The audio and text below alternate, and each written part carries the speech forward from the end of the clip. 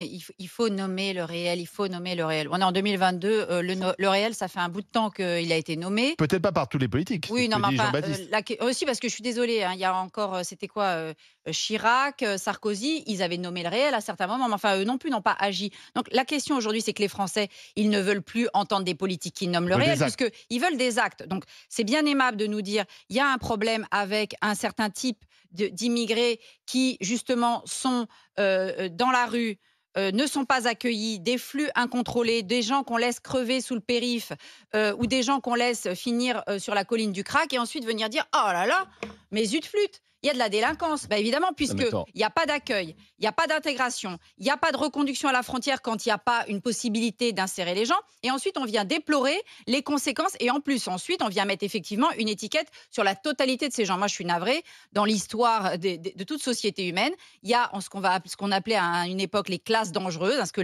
les bourgeois des villes appelaient les classes classe dangereuses, c'est-à-dire laborieuse. des gens qui venaient en ville et qui étaient désœuvrés, qui avaient des problématiques sociales extrêmement graves, une misère profonde et qui se mettaient à voler, etc. Donc aujourd'hui, la question n'est plus de nommer, la question non plus n'est pas de faire des lois. Moi, je croyais qu'en 2019, il y avait une loi asile-immigration.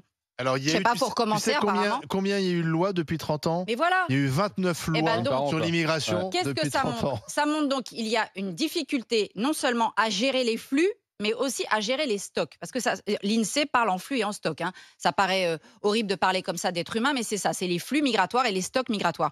On a depuis 20, 30 ans un refus de traiter ces sujets-là, de les traiter aussi avec l'humanité nécessaire.